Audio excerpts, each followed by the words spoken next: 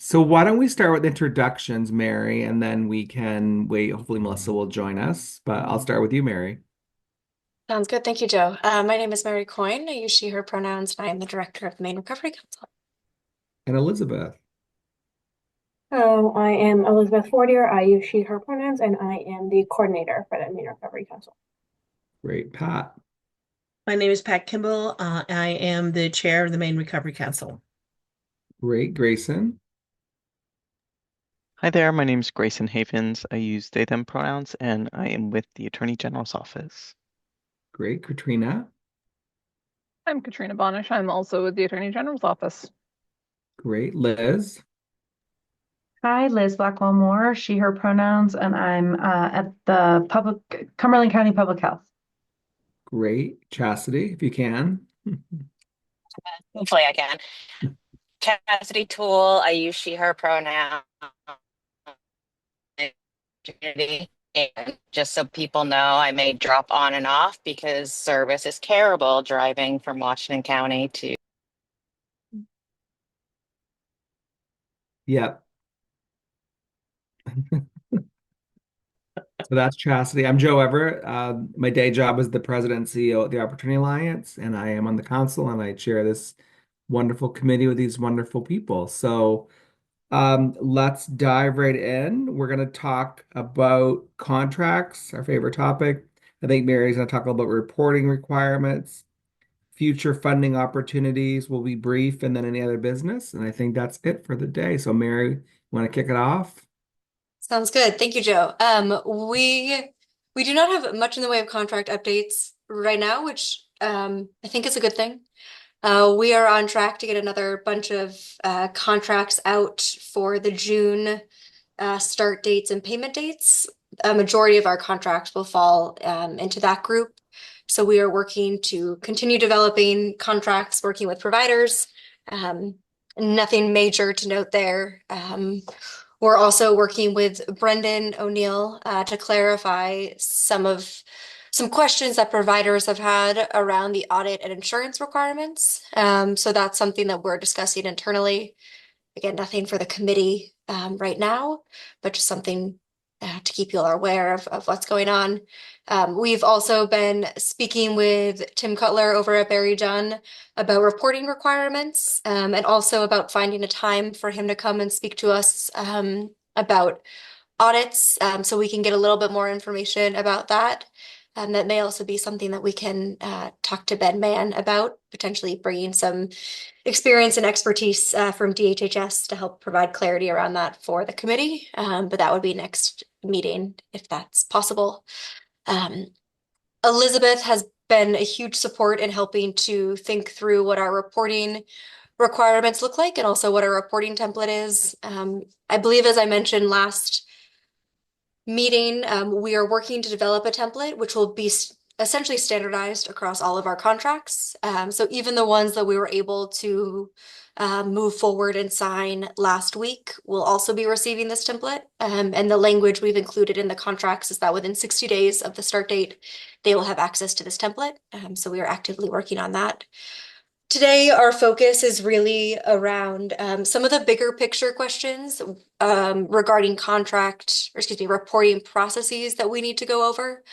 We've been speaking with Brendan around this and trying to really figure out what type of oversight and monitoring role the council wants to play, or the committee in particular, recognizing that there's a couple different options for us moving forward. And so with that, I will turn it over to Elizabeth, who has created a presentation for us and will walk us through some discussion questions and also lay the groundwork for us. Great. Perfect. Let me share my screen and get that done. Grayson, I may get a request. Is this? Never seen that before.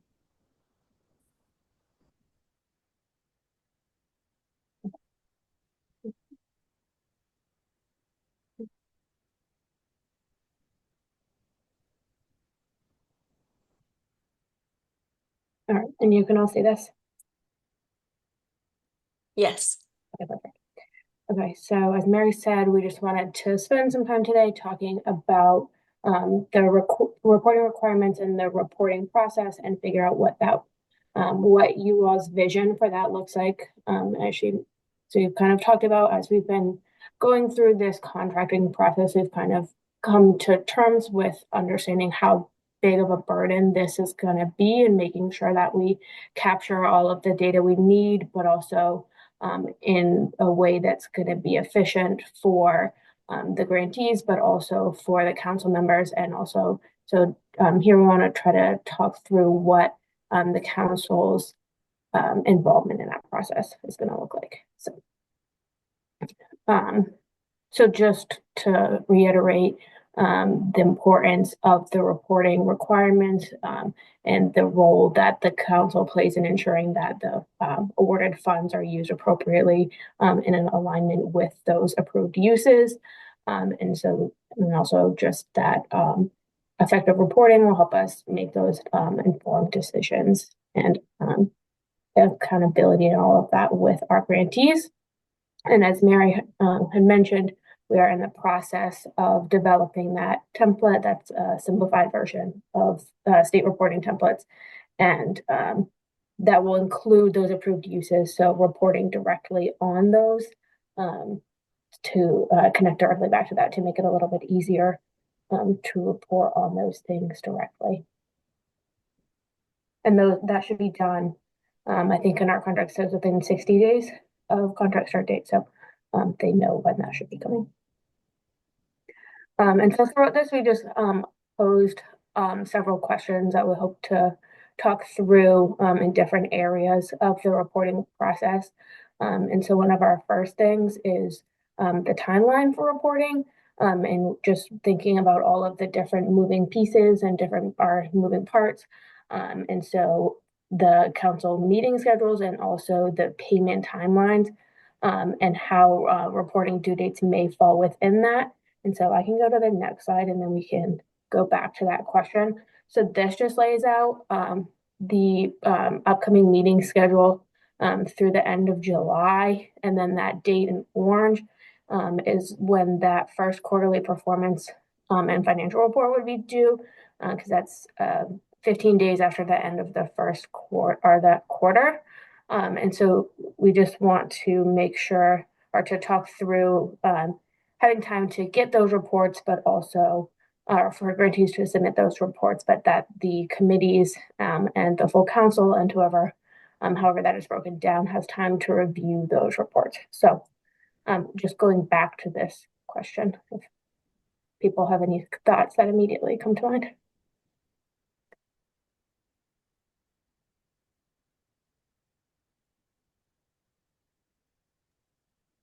Just to chime in and provide a little bit of additional context, what we're really trying to get at here is with the way we've developed the reporting so far, instead of monthly reporting, we're having quarterly reporting and then one annual report that's due.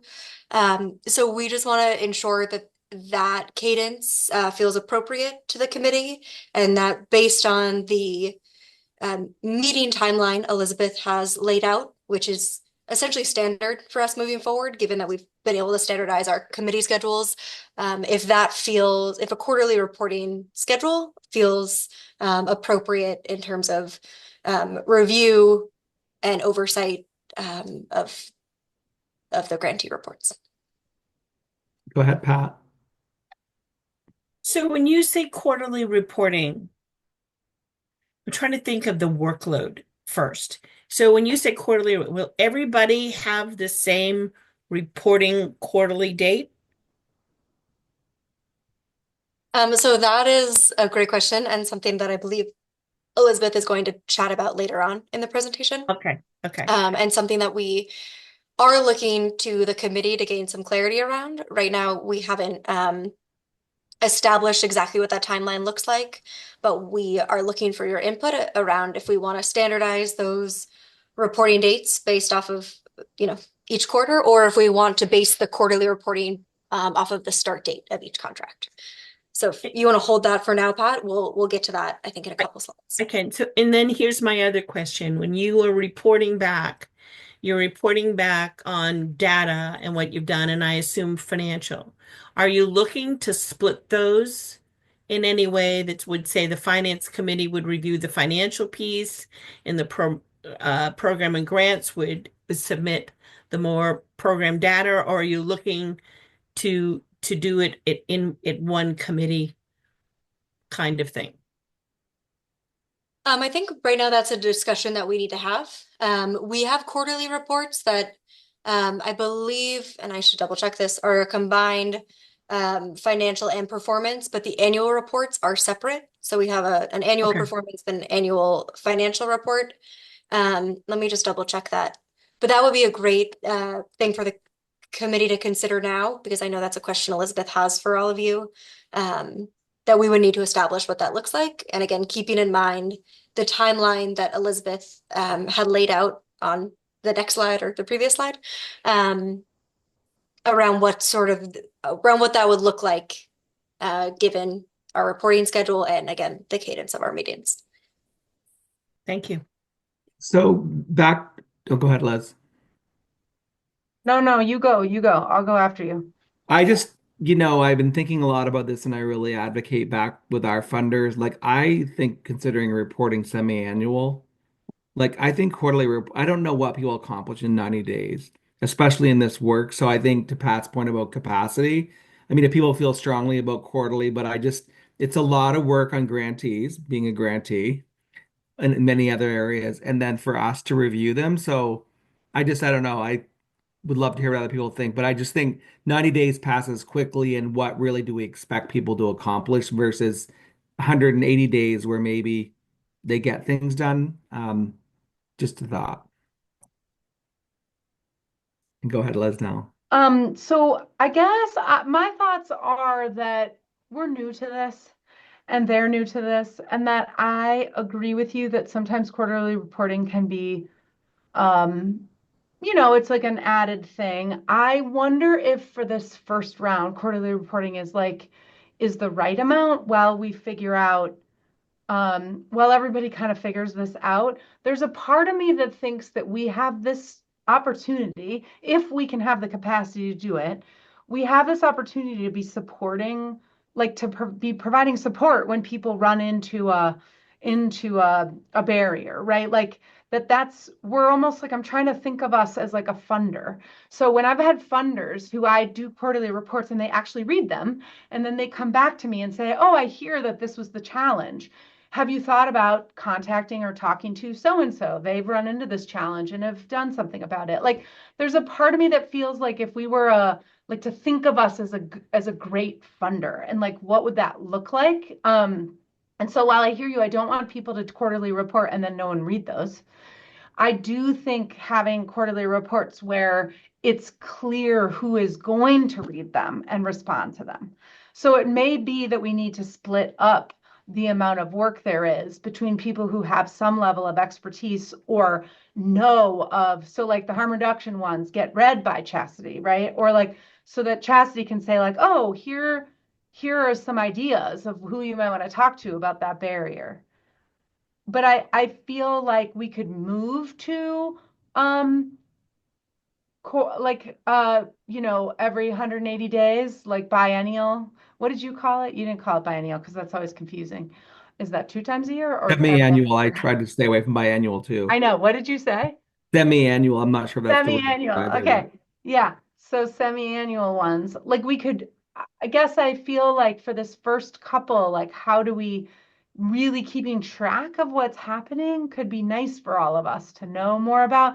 Because honestly, we discovered in last week that some applications like have some things in them that we aren't totally all aware of yet, that may be extra barriers that we're going to want to help people work through to ensure that they're able to use, not like checking on them, but like making sure they're able to use the money in the way they think they're hoping to.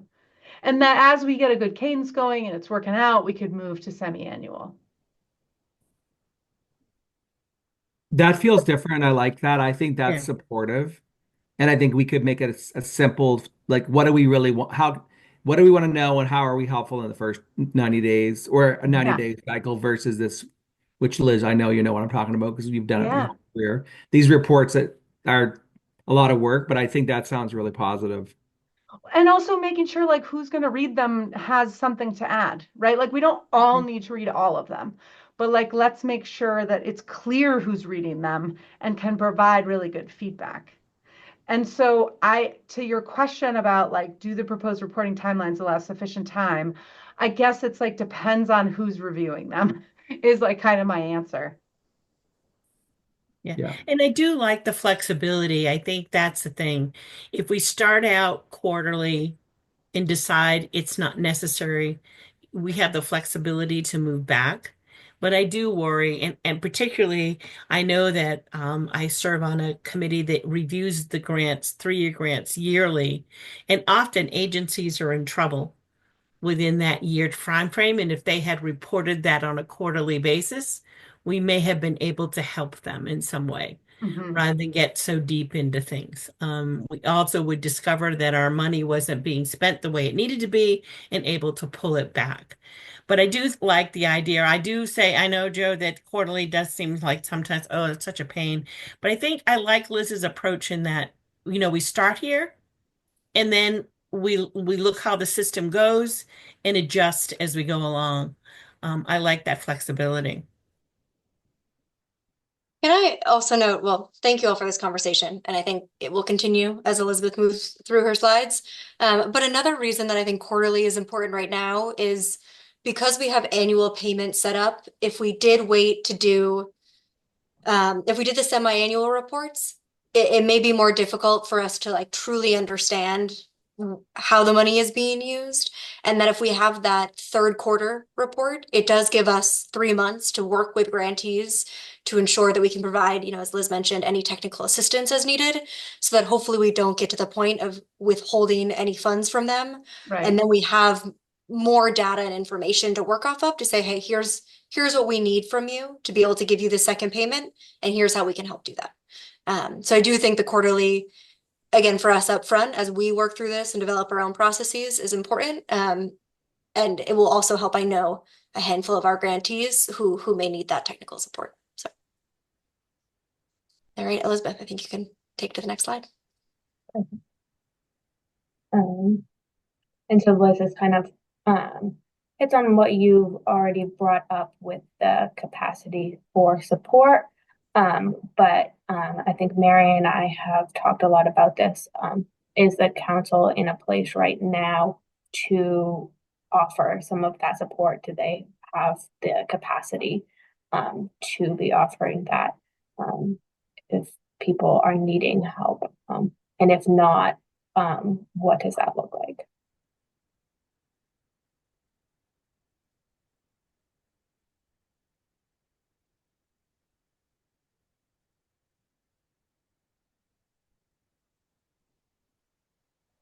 We really go ahead, Liz. Well, I think if we get clear on who's gonna be the point person for somebody, and then or how many, like a group of people, and then we can see what the needs are and say, do we have the capacity for that, or is that something we should be like, oh, there are 10 grantees who've sort of said they have this similar issue, and we should actually hire somebody to support them to do this thing, because it may be that we find, especially if we do more startup support, we need like a very particular thing that people are looking for to get off the ground. So, I mean, do we have the capacity? It's kind of like it's a great question to ask. And I don't know if we're going to know the answer until we like try to figure out who's the person responding, who are the people responding to the quarterly reports. Because the staff, like you all probably like you could read some of them, right? But like not all of them. And given how much we have, until we have more staff, you probably don't have the capacity to do all of this. So how do we utilize the council? And are there council members that can commit to being people for a year that read these? And or is it this program and grants committee? I just don't know. what do other people think? Liz, can I just say that I think you're getting at like the $1 million question here of, and you've also hit the nail on the head of we don't have the capacity right now to provide technical support. And I think in this first year, while we are building our capacity, the council will have to step up and sort of fill that gap. But who exactly can do that and which committee may have the capacity to do that, I think is what we're trying to at least have discussions around right now. And maybe it is this committee, or maybe, it's another committee that we can convene with a couple members who feel like they understand this to an extent that they could provide that subject matter expertise. But I appreciate all that you've brought up here because I think it's very important. Pat, I don't think, in looking beyond that technical support, if we really thought a project was really, again, most of our projects we love, we want to move forward, we can offer money to them to hire an expertise to help them if we had to. So I think we can do that. Like if we reviewed a quarterly review and saw someone who was really problem, we could hire some sort of mentor or a coach to be able. We have a little bit of funding for that, so don't think that we have to always be the ones to give that technical support. Not that, again, we've given most of our money away for this past year, but we certainly have enough money to say to people, or even saying to them, with some of your money, why don't you hire an executive coach or some sort of consultant to help you with this portion of, particularly in the startups, to get people, started up. So those are things we can keep in mind, that we don't have to do everything ourselves, that there are expertise out there that can certainly help our grantees. yes.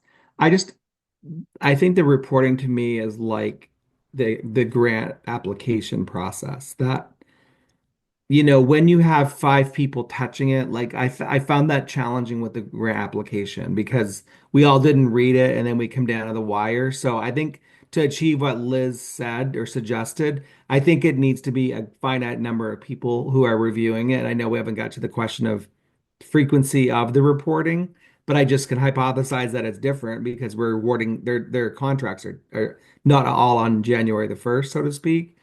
But I think that what you said, Pat, a couple of council members who could offer up the time, or we have staff, we hire more people to do it. But I think the council, I think eight of us doing it will, I don't know that it'll achieve kind of what Liz suggested.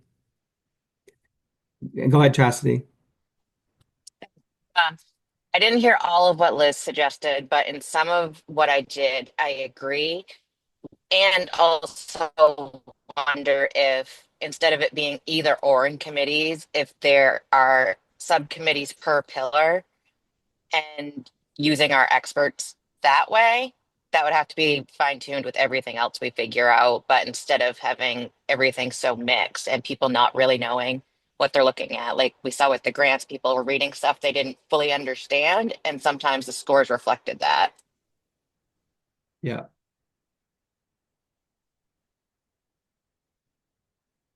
So I don't know if that's answering your question, Mary and Elizabeth. I think it does for now. And again, really the point of this is for us to generate discussion and hear kind of where you all are at.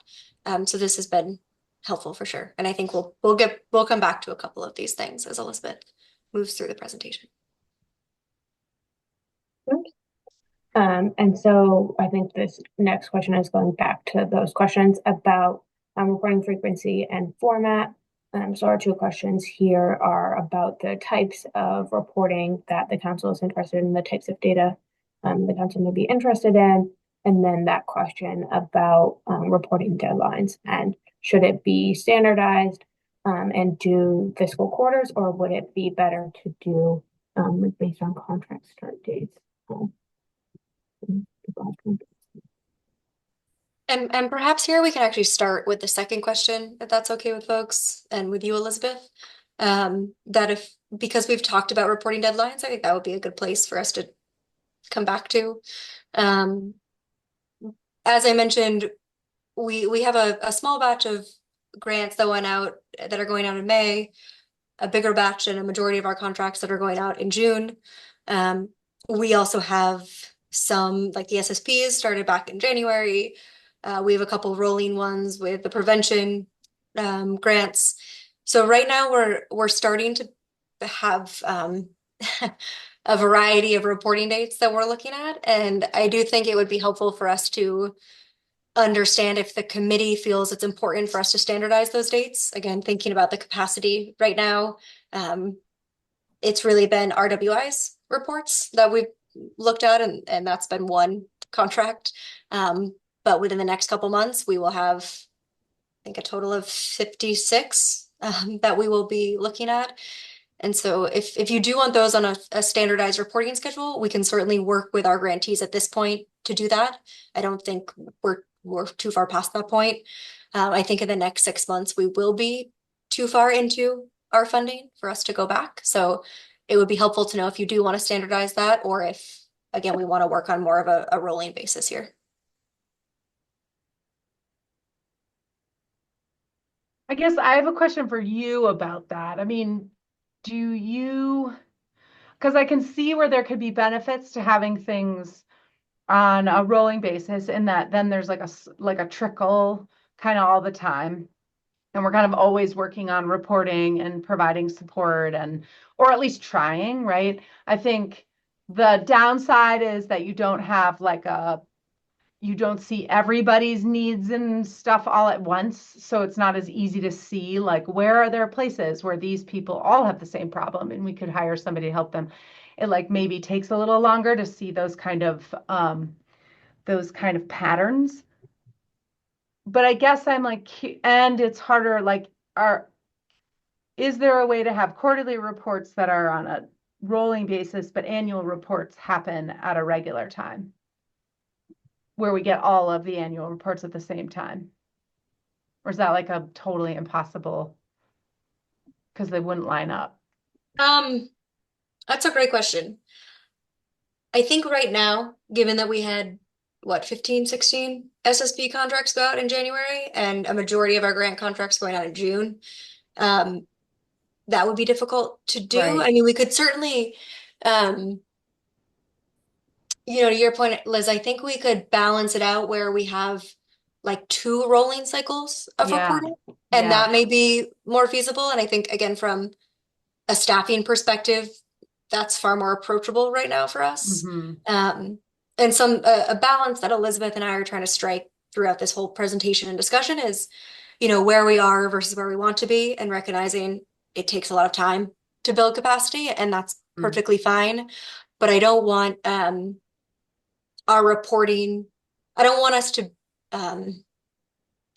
be so optimistic, I guess, in our capacity that that's the standard we set for our reporting. And so I think it's important to act within sort of the parameters and our means right now, and then build up, as you've been describing, with quarterly reports to begin with, and then we can move to semi-annual reports.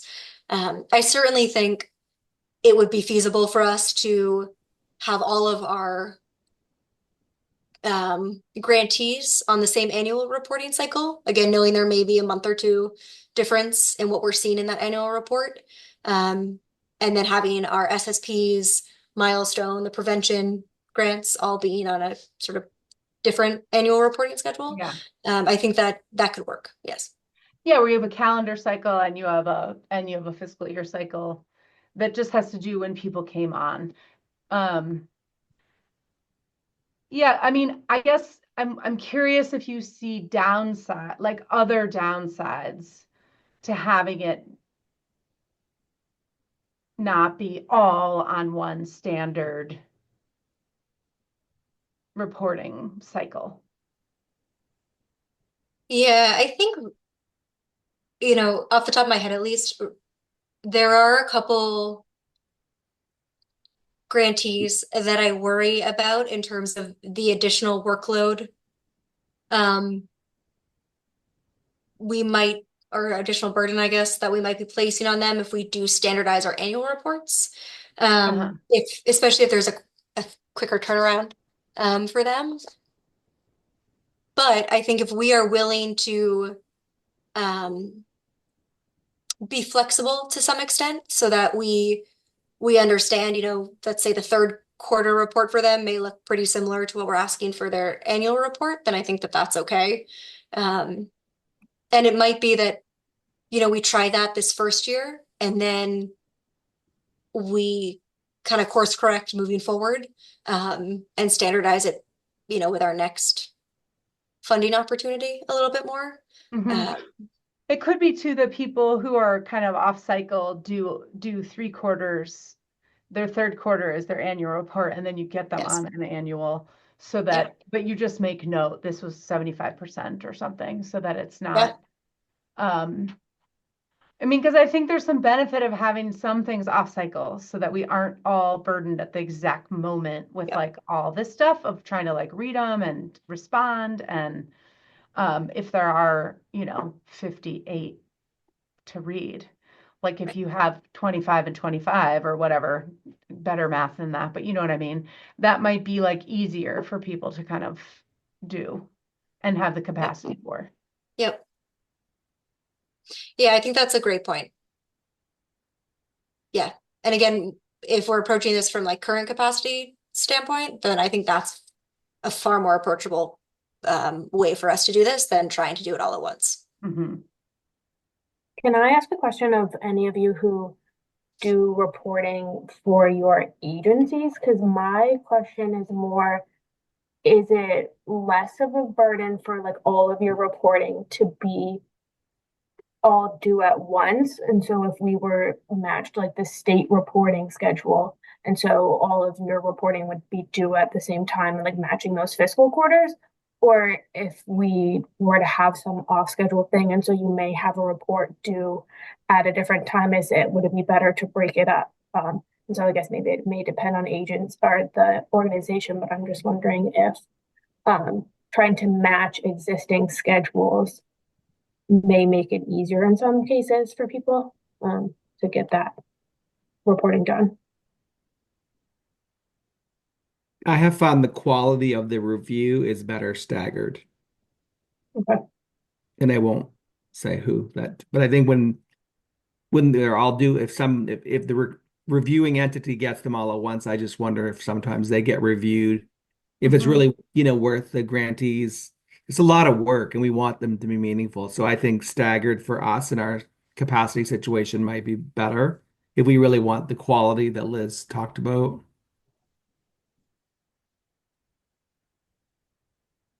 And I think what's hard is like to your first question. I mean, I think like there's like program folks who like are running a program, right? Who will fill out this report. Do I read my staff's reports that they send in? Yes, but like they are writing them for their own individual work that they're doing. So, and I'm assuming that my sense is that lots of organizations work that way. The person who's like overseeing that project is the one who writes it. And that may be like a person in charge, or it may not be. And so I guess to the part around like what types of reporting we're interested in, I think this is what's hard, is I'm interested in their where they are to date on what they said they were going to do.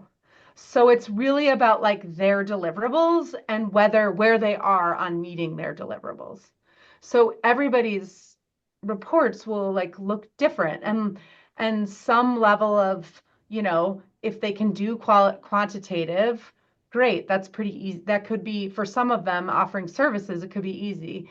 We may want to have a qualitative question around like some qualitative questions about like, what do you think are your biggest achievements that you've had in these 90 days? What have been barriers to reaching the goals that you had set forth or the deliverables that you have outlined? What is supports that you need?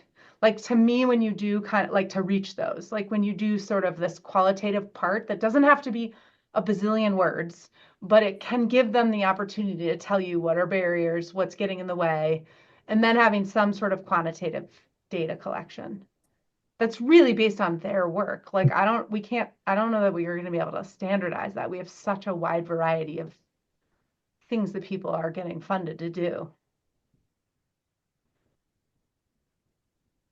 So I was thinking the same thing, Liz. It's a wide band of services we're doing. And when I think particularly around like the Harold Alfond piece, we gave them the money. How does that get reported out? Because they're giving their money to other people. So they're sort of like almost the fiscal agent for the money versus, you know what I'm saying? That's sort of, and if I think how the prevention pieces went out, it's a little different than just sending to an agency, one agency asking. The question that comes to mind in reporting is, do we, please refresh me on the money. What was it, the least expensive grant we awarded to the most expensive grant? Do we have that right off the top? Yep. Well, don't quote me on this, but I'm 98% sure our smallest grant was $20,000 and our biggest grant was 1 million. Yeah. So, So I'm wondering whether we look at that also. I don't want to complicate it, but when you give somebody 20,000 and you give somebody 1 million, there should be a difference there in the amount that we're expecting to them to report back. I Or also what think we we have. did ask everybody to say, what are your SMART objectives? And then you can use their SMART objectives as their report, right? Like, Yep. okay, tell us like quantitatively where are you in meeting those objectives? And then tell us qualitatively, how is it going to meet those objectives? What are the challenges or barriers? What supports do you need? So everybody did that, and including Harold Alfond, who said these are our SMART objectives. Like, they can collect information from their folks that they've given money to, and they'll roll it up. Like, I remember reading their contract, and it's like a roll up of information that Mhm. then it might just take them a little longer to get some of that. Like, they might have more of their information for the first quarter, maybe about getting the money out and providing, getting everybody to know what their goals are for that money. And then the second quarter, it may be about the deliverable that's related to meeting the actual need for young people. So it might just take some time to get there. Yep, good point. can I also mention that, and again appreciate this conversation and I agree with you from kind of capacity standpoint, what I guess worries me about doing that or catering the reporting to SMART goals is that every grantee will have a very different reporting template, that means. So we won't be able to standardize it as much. We certainly can. It would just be an increased kind of workload for us.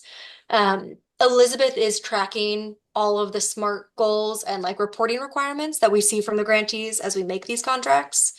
But something else that I really recommend we do is focus on not only the SMART goals piece of that, but also more so the approved uses.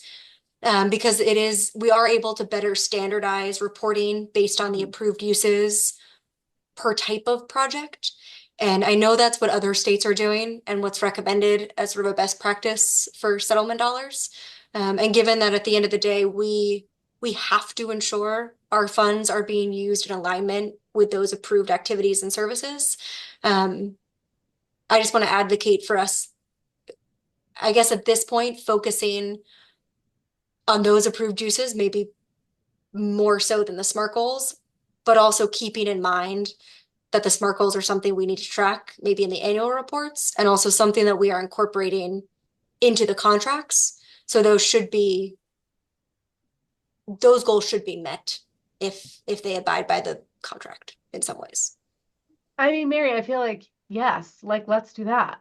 Like, I don't even know that we need, thank you for, like, don't ask me the question. Tell me what we should do, and then I'll tell you, like, because yeah, that makes a lot more sense, especially if other states are doing that. I hadn't really thought of that. So I was just trying to figure out what is the thing that we could, but it makes way more sense to do the approved uses on the quarterly and then do the SMART goals on the annual.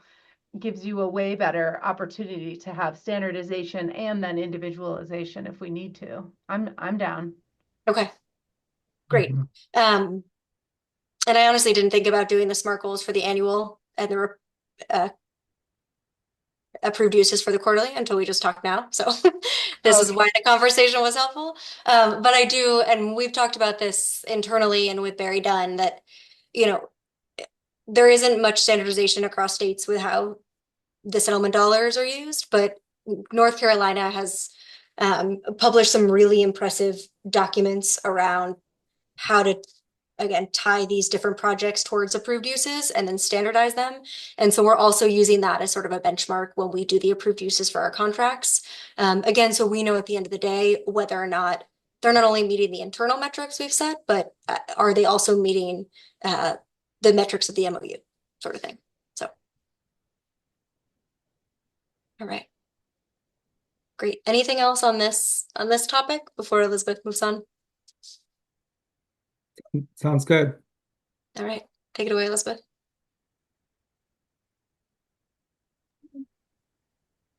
There we go. And so our next topic is just the submission process, and considering the process for documenting the reports that are submitted and making sure those reports get to the correct people. And so in the current process, those reports are submitted to the inbox email, and then uploaded to the Dropbox. And so we're just wondering if this current process is sufficient, or should we think about a more formal, more secure process for collecting and storing those files. And as Mary pointed out, a more secure system is typically considered best practice. So she just wanted to point that out.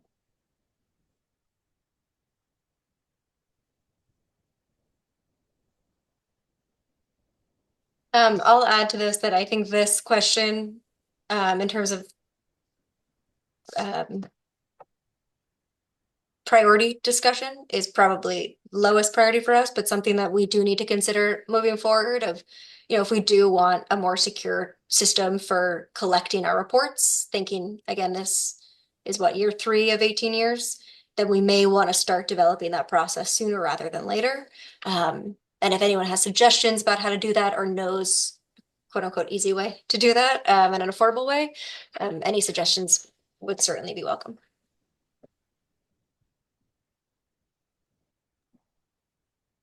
Go ahead, Chastity.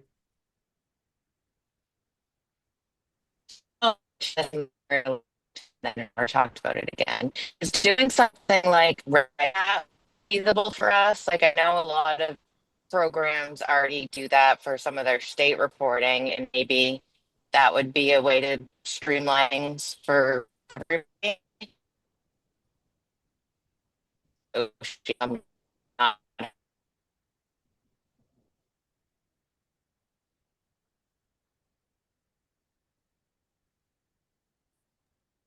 So Chastity, you went in and out. Or you talking about purchasing some sort of software in order to do that work? Yeah, sorry. Can you hear me now? Yes. Oh, okay. Um, Using something like RedCap that a lot of people already do reporting through that way and gather their data. I'm wondering if something like that could be helpful to streamline for us and grantees, but I have no idea the cost to set that up either.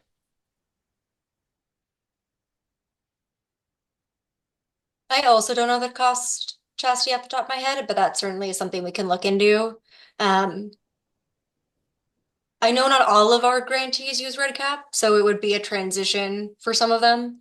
I believe our SSPs and some of the recovery residences use that, but not all of them. My own, and again, I don't know, but I'll just voice one slight concern I have is that it's a state, if it's a system where grantees are currently reporting to RedCap, to a RedCap system that's owned by the state, we won't have access to that, even if we have RedCap as our submission portal, if that makes sense. For instance, like as an independent contractor, I can't access any of the state's contract systems. I go through Grayson to do that. So that's just one concern I may have, that either way we would have to rely on the state to provide us that information. But we can certainly look into that and see what the cost associated would be.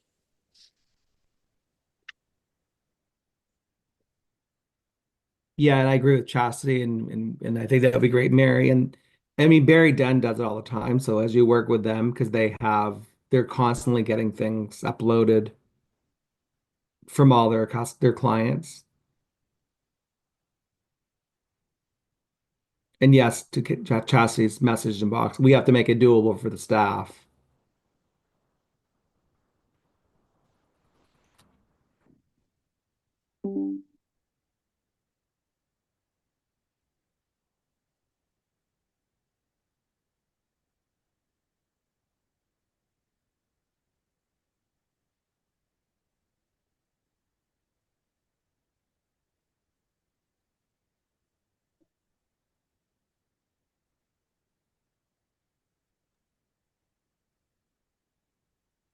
Great. Anything else?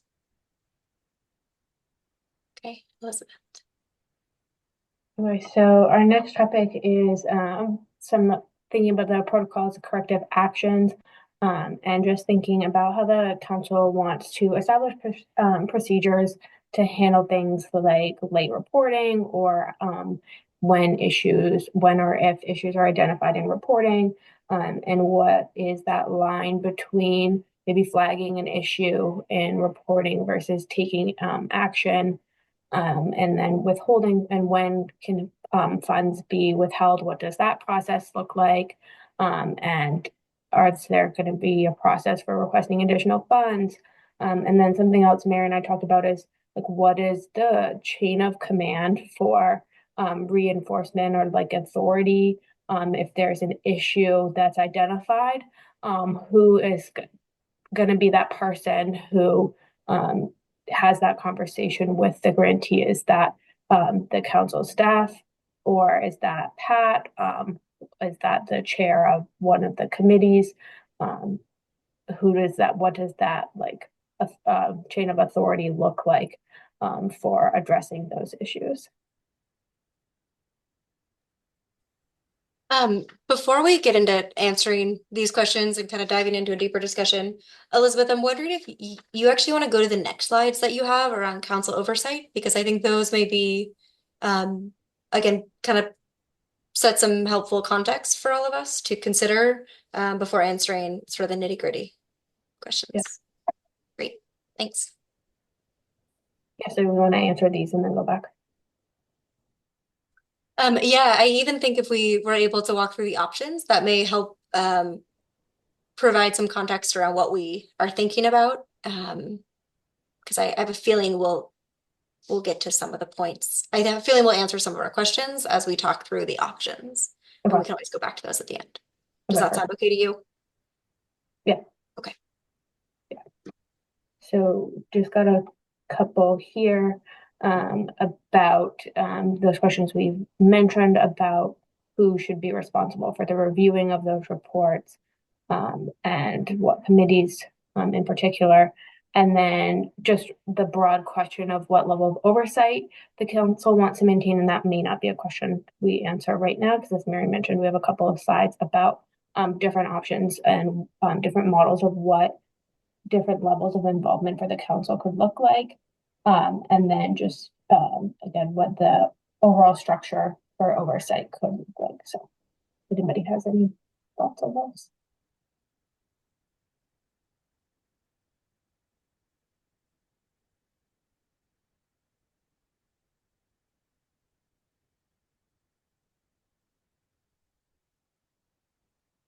Elizabeth, you said you had slides of options. Yeah, so we've broken Yeah. it down into like three different visions, I guess, for the council's potential involvement in the reporting process. And so the first one is no direct oversight, and then I'll come back to this. And then our second one is the council has a much more direct role, and then the last one is going to be somewhere in the middle. And so we can walk through each of those, because it also broke out some pros and cons of each of those different models. But this first one would really include or require staffing up the this council staff to make sure we have the capacity to review those reports effectively and maintain that reporting schedule and do all of that in a timely manner. As Mary mentioned, it's not always it's not going to be super helpful if we're reviewing things too late to adjust payment or something. Just making sure that all of that gets done as needed. And so this just really looks like a much more minimal involvement role for the council, which has some pros and cons. So I don't need to read all of this, but really just the lack of oversight for the council,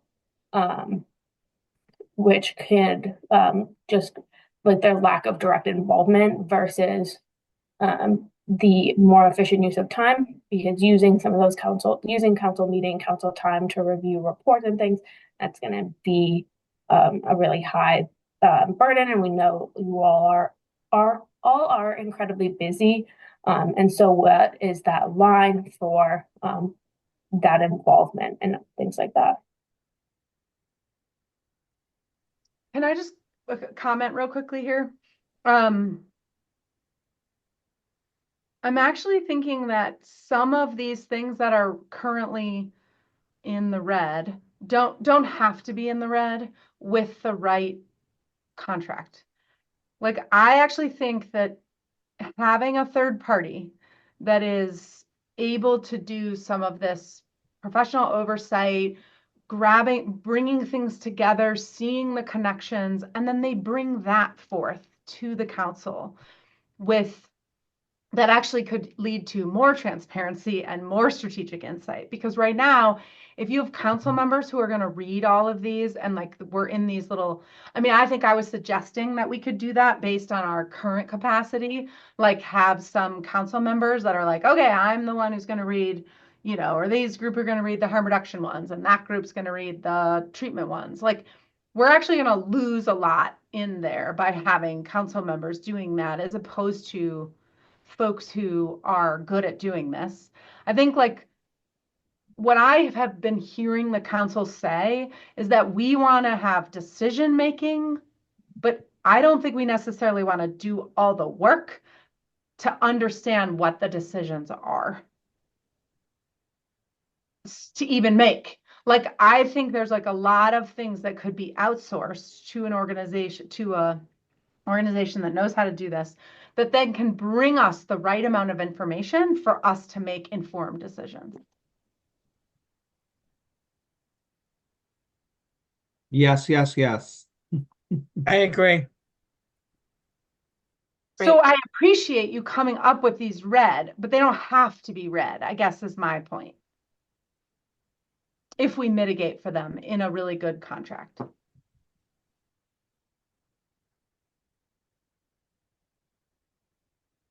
Minus the additional costs. That one is true.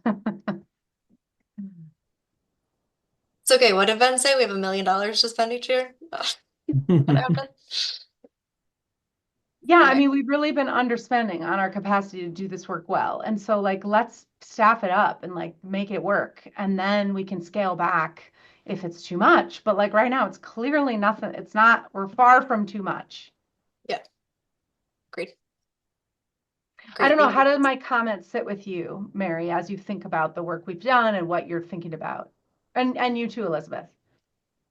I mean, I think I hear you and I agree with your comments fully. And I think we've outlined an option 3, which I think gets to exactly your point of with the right staffing and vendor support, we can balance, the accountability and oversight that the council has with the actual day-to-day work and management of the reports by a vendor or enough staff who are trusted to do that and with the right requirements in place. And I think that's the sweet spot that we need to hit for sure. Elizabeth, do you have any additional thoughts to add? No, I think what you said. So, I mean, yeah, maybe I just jumped ahead of the line and it's really like the Goldilocks is the third one. But I think that's great and also tells us we're on the right track and all on the same page. So Elizabeth, maybe we kind of go over slide 2 or the option 2 briefly, but then we move right to option 3 and we can discuss that in more detail altogether. Yeah. Given seems like we have consensus. Great, thank you. And so, as I mentioned, this is option 2. And so this would be a much more involved role for the council in taking on the reviewing and monitoring of those reports.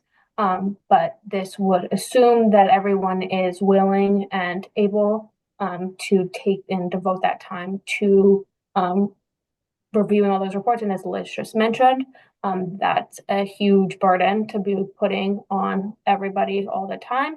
And so maybe that is not the best path forward. And so what we have kind of determined is this third option that is kind of that middle ground that would allow the council to shape their involvement, and give them that oversight and accountability without being too involved in the nitty gritty day to day. Because Liz, is that exactly what you were saying? It can get kind of easy to get lost and overwhelmed in those small details. And so if we can find a way to balance out um, those two things, I think that that's what this third option is supposed to be.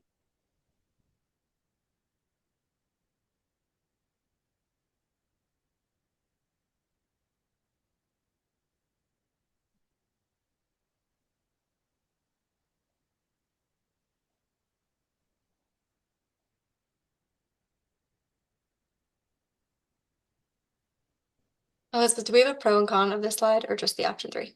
We do not. Okay. Great. I'll let you take Um,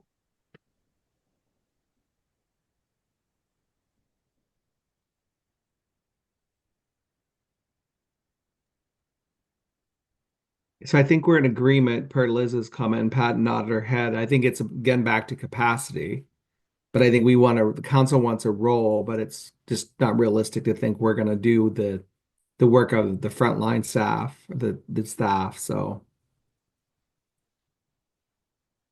I mean, you have to remember how many we're talking about. I think at this point, you're talking, what was it, 48 ones that we awarded in this round.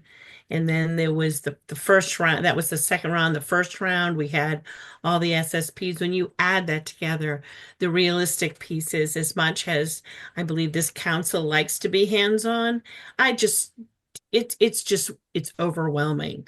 And I think option 3 for me gives the best. I mean, the ultimate decisions about if contracts change should happen because of what we've learned in reviewing the quarterly reports. Those ultimate decisions belong with the council.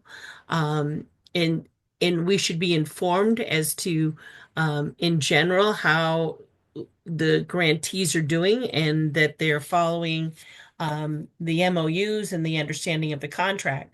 But I think this is the only viable real option that we have if we want to do it in an efficient, fair way that's Mhm. not overloading everybody. Again, I know, in working with this council for the past 3 years, they really like being hands-on, but we all know we can't. If we had 5 or 6 grants, that'd be great. But you don't have way over, what is it? It must be close to 60 contracts that are going to be out there.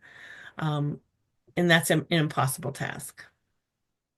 And I think for many of us who've had a lot of experience with boards and councils, I think members really like being involved when it's in their lane and they have really passionate opinions. But sometimes the technical work isn't in everyone's wheelhouse, speaking for myself.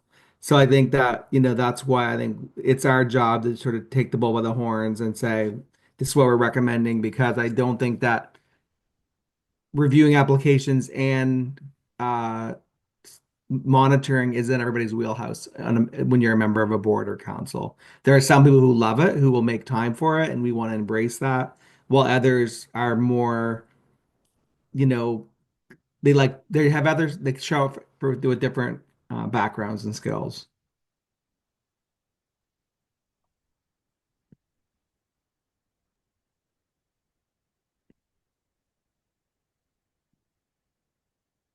Great. Thanks, Joe. Elizabeth, would you mind going back to the previous slide just so we can review that again? Great. Thank you.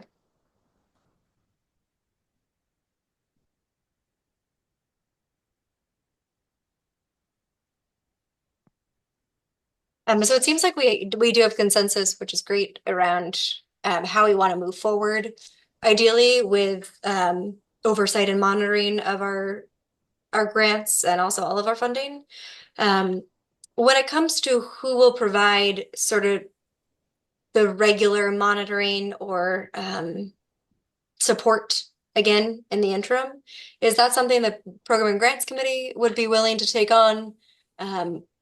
Or do you all feel like there's enough work with future funding opportunities for this committee and that should be something full council or an ad hoc committee should take on? Any thoughts around that?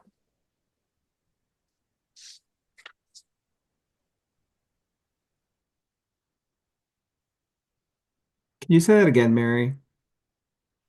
Yeah, I'm just trying to understand if it feels appropriate for the Program and Grants Committee to take on um, sort of general oversight of reporting. Again, knowing that the staff will provide support. Eventually, we'll have a vendor or additional staff to do that more fully. But should they be reporting to the Program and Grants Committee? Or do you feel like with future funding opportunities and knowing that we have a prevention grant upcoming, we have the school grant and also probably another funding opportunity, if that should be its own sort of ad hoc committee to do reporting management, I guess is what I'll call it, um, or just any thoughts on that so we can kind of prepare moving forward. Thank you. Go ahead, Yeah. Pat. So I think that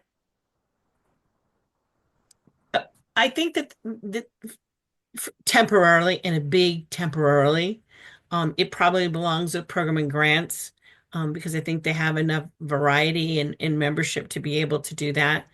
But I really think that we need to move forward with finding the outside help. Because again, it will become unmanageable quickly. I think we can, temporarily put some duct tape on it, and do a good job. But I think with that understanding, it needs to, it's a logical place for it to land, and pulling in members when we need to. But we really need to bring forward to the full council, this is our suggestion, in order to get that done, get the work done. And I do know that Liz and Melissa, thank you both, have agreed to chair an ad hoc committee in regards to the schools. So that will be, won't be the responsibility of program and grants, but that'll be an ad hoc committee. But that's just my thoughts that, in the interim, I know that Mary and Elizabeth and everyone need some help in getting this moving it forward, that it belong with program grants, but it really should be in our heads that we should be actively looking at either an outside vendor or however we look at that, and getting that recommendation to the board.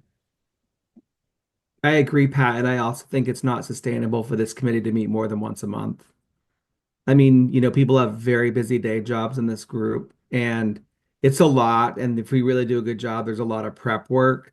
And if I liken everything back to a board, I think are gonna have to start thinking about the structure of like a month that there's no meetings, there's recess. Like a board typically has a month of recess. So I think I just think we're gonna run into people not attending the meetings because I think we got to get back to our once a month and Yeah. an hour to an hour and a half. So I agree with you, Pat. I just don't think it's sustainable if we don't do what Pat's recommended. Not that we don't love it and can do it, but I think there's other things that, we want to do as well, and that this is very time consuming and important right now as we sort of lay the groundwork. But going forward, I think Pat's hit the nail on the head, so to speak. I mean, we look at the work that this committee did in getting this grant stuff all out and going. It was a tremendous amount of work. And you're right, Joe, this committee hasn't had a break.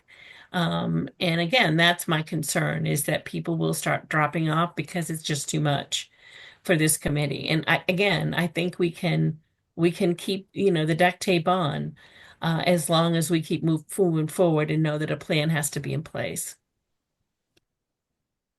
Definitely.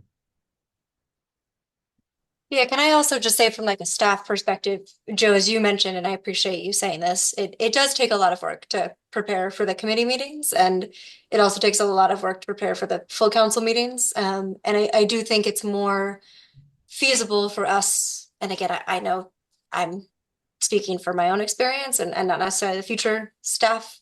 Um, but having this committee meet once a month, I think is better for everybody and will give us more time to prepare and make sure the conversation is both thoughtful and helps us move the work forward. And again, especially as we develop our capacity, I think that will be easier and easier to Mhm. do. I also believe right now is a good time for the committee to start to move into that once a month sort of workflow.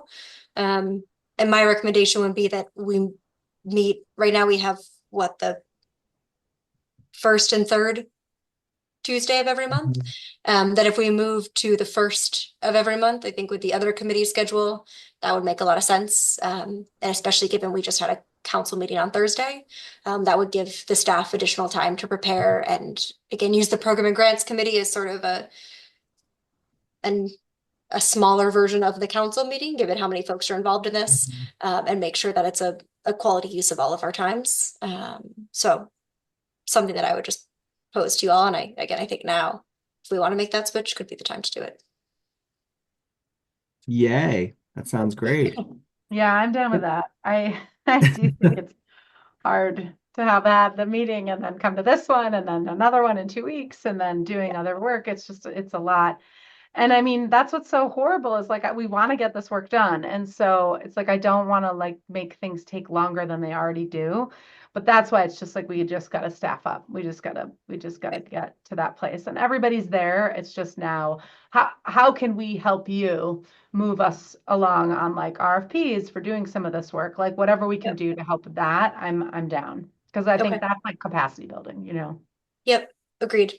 And I think again, at least while I'm still with the council, I feel confident enough to reach out to folks who I know can provide that expertise and support on a one-off basis. And I don't necessarily think we need the full committee meetings to do that. So if everyone else is comfortable with that, this discussion, I will say, I think was really insightful for us, and at the very least, reaffirmed some of the thoughts we've been having as a staff around how to move forward with reporting.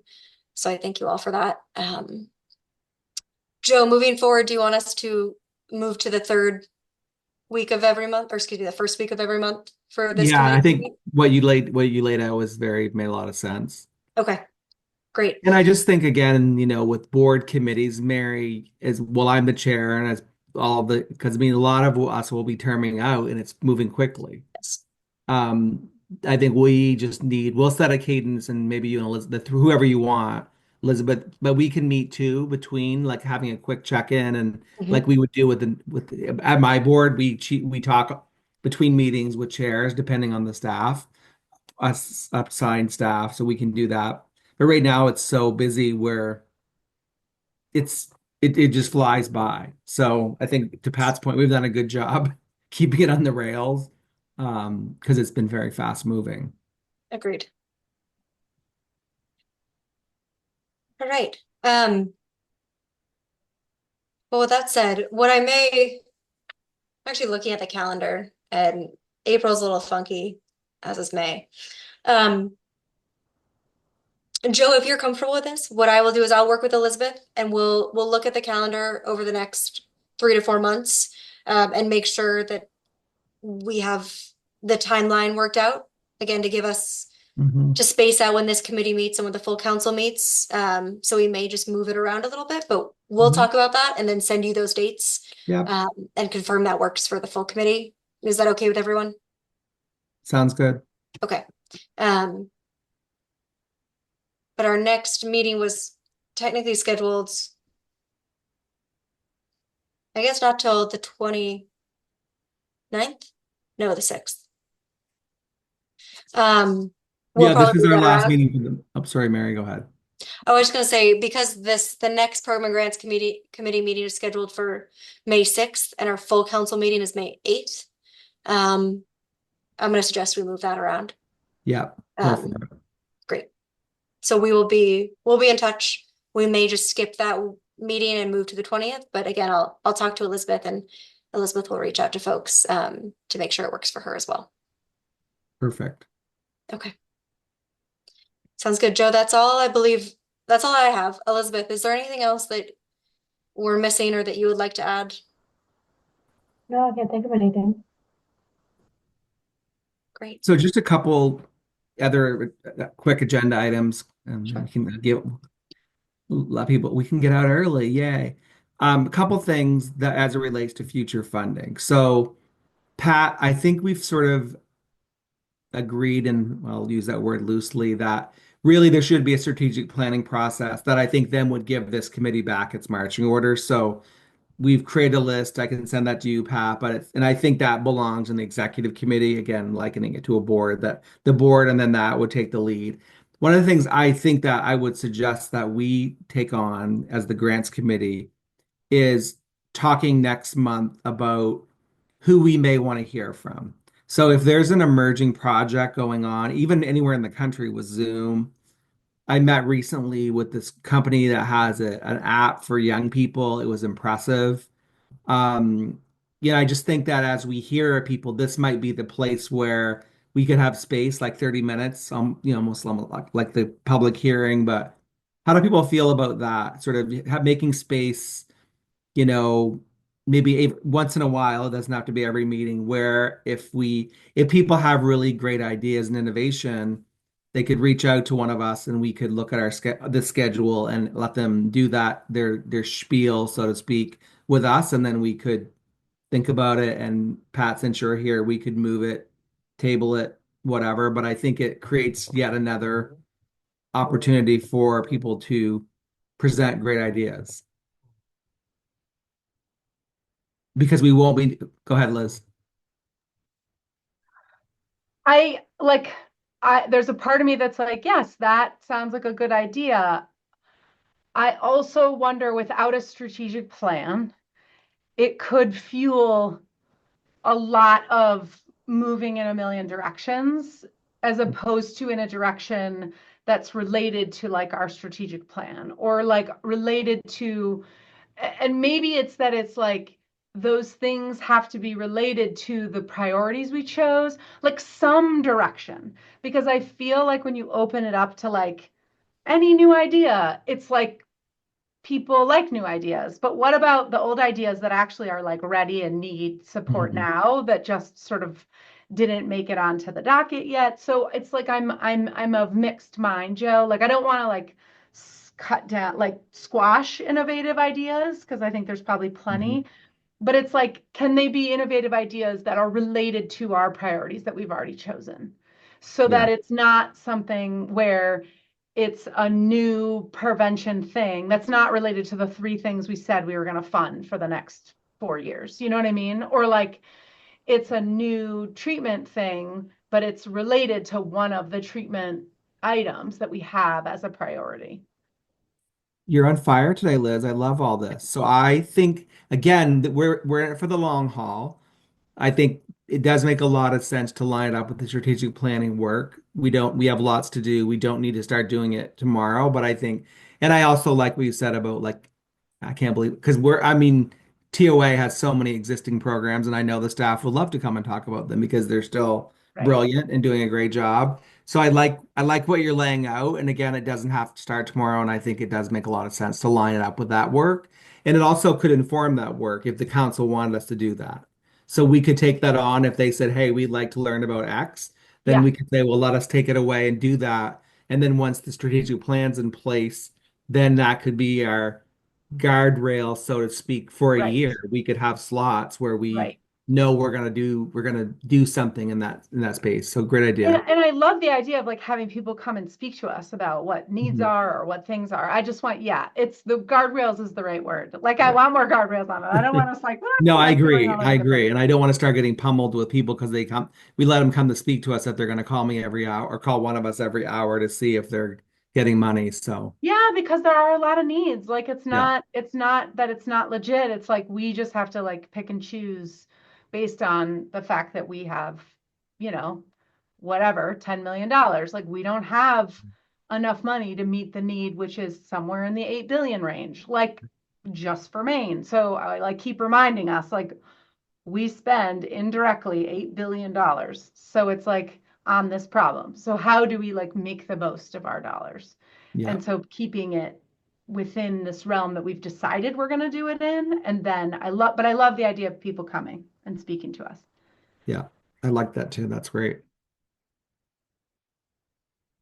That's it, I think. I think any other business for the group?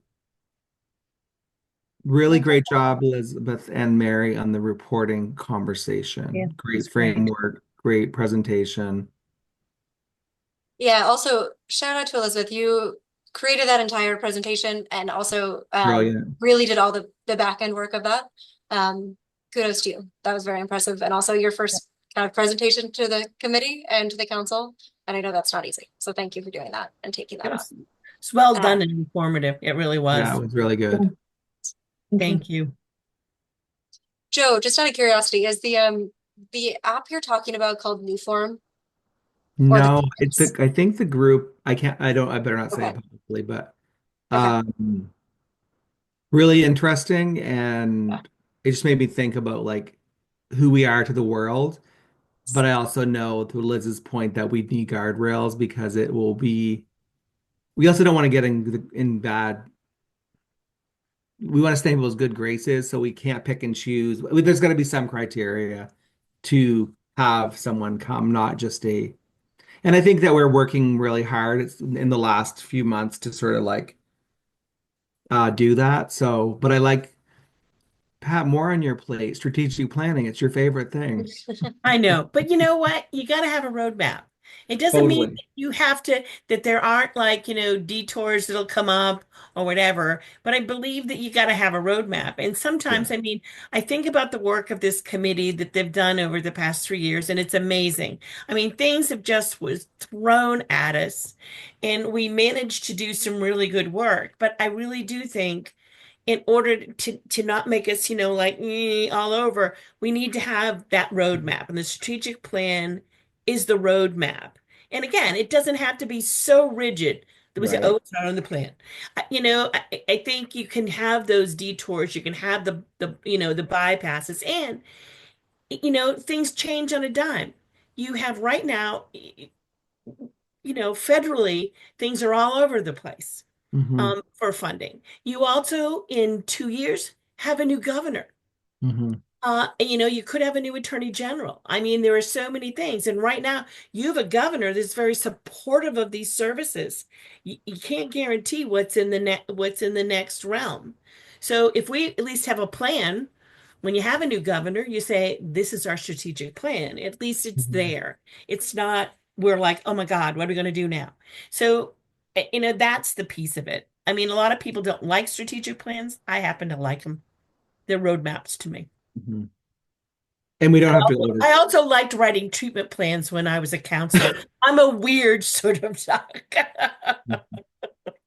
and we don't have to make it to your, not to further add words in your mouth, but it doesn't have to be that we don't have to overkill. We don't, it can be a great plan and not take 7 years to get it out the door. Not this group. They won't take 7 years to get out the No, door. No. no. As They somebody like, who has like a strategic plan that I made 2 years ago on a whiteboard that I look at all the time, I'm a big fan. It just provides this like it keeps you grounded and it keeps you centered. yep, And it doesn't mean that you can't do other things, but it means that you have to ask yourself, why am I doing this other thing? correct. Right. And if that wasn't on my strategic plan, and we have to collectively ask ourselves that. And I think that's just good practice. It doesn't mean we go off, we can't do it. It just means you ask the question. Yeah, Totally. agreed. Okay, well, I think that's it. We're getting out early. Thank you so much. Oh, Have a thank you, good Joe. one. Thank you. Thank you, Great, Elizabeth. Thank great you, Mary. conversation. Okay, bye everyone. All right, Thanks. See you see you soon. later, Thanks so much. everyone. Have a great week.